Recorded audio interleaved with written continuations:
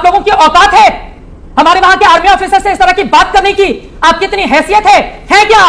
आपको मौका दिया गया है कि आप अपने मुल्क की बात कीजिए, आप पाकिस्तानी आवाम की आवाज बनकर बात कीजिए। आतंकवादियों को पालने पोसने वाला आपका मुल्क है, आपकी आर्मी उसको सपोर्ट करती है, आप लोग सड़क पर उतरकर उसकी बात कीजिए। अब सुनिए बलूचियों की आवाज, बलूचिस्तान क्या बोलता है। ये कोई तमीज है आपकी?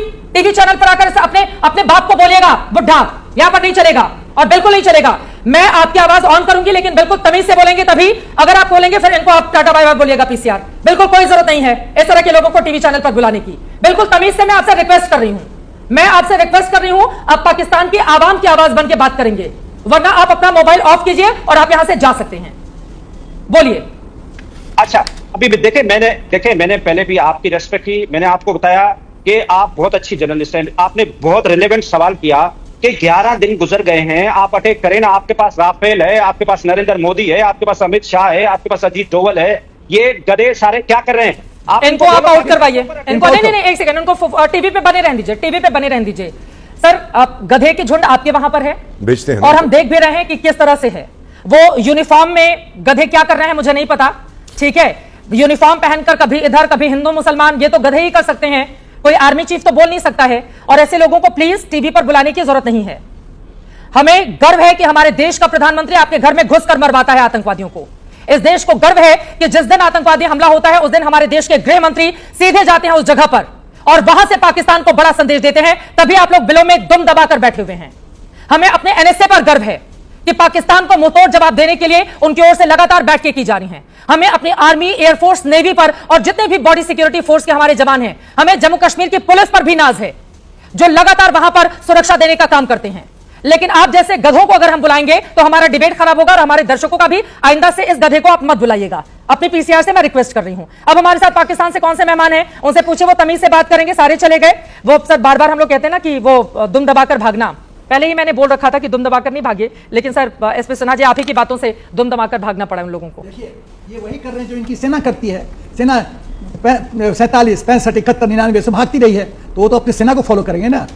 इरशाद बहुत बार बोला है कि हमारी best army in the world. तो मैंने पूछा बेस्ट आर्मी की परिभाषा बताओ, तो मैं तुम्हें परिभाषा बताता हूं। अरे इतने सारे मेडल आर्मी चीफ कौन सा जंग जीतने के बाद लगाते हैं, मुझे समझ में नहीं आता है। वो हारने का मेडल है, तुम समझते नहीं हो। वो हारने का मेडल है, जीतने का मेडल मिल ही नहीं सकता ना वहां पे। चक्कर ये है, वो हारने का मेडल है। एक भी जंग नहीं जीती है, इतने सारे मेडल लगा के आर्मी चीफ घूमते हैं वहां पर। चित्रा, कोई भी तो मेडल पहनेगा ना, तो किस बात का पहले पड़ेगा? खरीद के पहनते हैं। आतंक के लिए मेडल, हारने के लिए मेडल, भीख मांगने के लिए मेडल, प्रधानमंत्री का जो इंसल्ट होगा वो मेडल। तो ये सब मेडल है, अब क्या करे? वही तो मेडल लगाएगा ना छाती पे, क्या लगाएगा? यही सब अचीवमेंट इनका है, वही लगाएगा मेडल। इन पे तरस खाओ। ये सेना नहीं है, ये प्रॉपर्टी डीलिंग करते हैं, लंदन में प्रॉपर्टी खरीदते हैं, ये ईद बकरीद में मुर्गा सप्लाई करते हैं, ये तो सेना करती है। इन्होंने रियल एस्टेट का धंधा कर रखा है। ये प्रोफेशनल आर्म फोर्सेज नहीं है, आर्मी नहीं है। यहाँ के जल बाजवा जब कोर कमांडर था, लेफ्टिनेंट जनरल था, तो आईटीआर में बोला नील लाइबिलिटी, टैक्स लाइबिलिटी। और जब चीफ बना $10 बिलियन, देश गरीब हो रहा है, जनरल बाजवा साहब $10 बिलियन करा रहे हैं। फिर लंदन, अमेरिका में इन्वेस्टमेंट। ये तो है।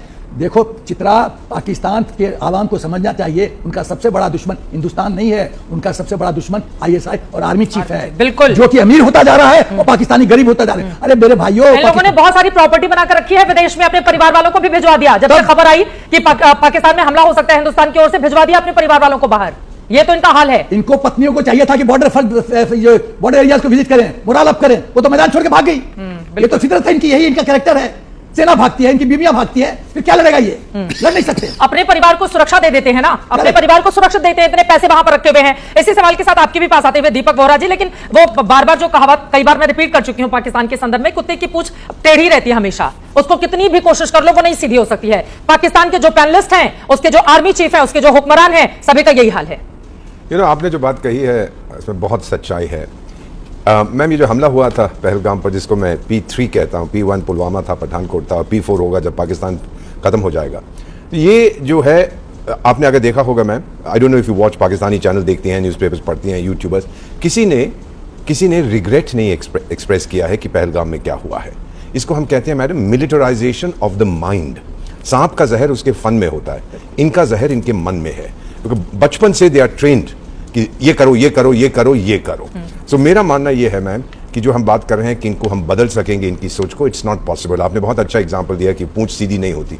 And you know that they sell donkeys to China, वो तो बहुत टीवी पे बहुत मशहूर चीज़ है ये। तो बेच के फिर इनके विचार भी कुछ अलग हो जाते हैं। मेरा अपना मानना है the only solution, and I am saying this with ट्रेमेंडस sense of responsibility, कि इनके 5 टुकड़े हो जाए। मैम हमें कहते हैं कि हम 2 फ्रंट वॉर लड़ रहे हैं, ये तो 5 फ्रंट वॉर ऑलरेडी लड़ रहे हैं। बलूचिस्तान में लड़ रहे हैं, खैबर पख्तूनख्वा में, टोलिस्तान में शुरू कर दिया, अपने लोगों के अगेंस्ट लड़ रहे हैं, अफगानिस्तान के अगेंस्ट लड़ रहे हैं, ईरान के साथ इनके संबंध बड़े खराब हैं।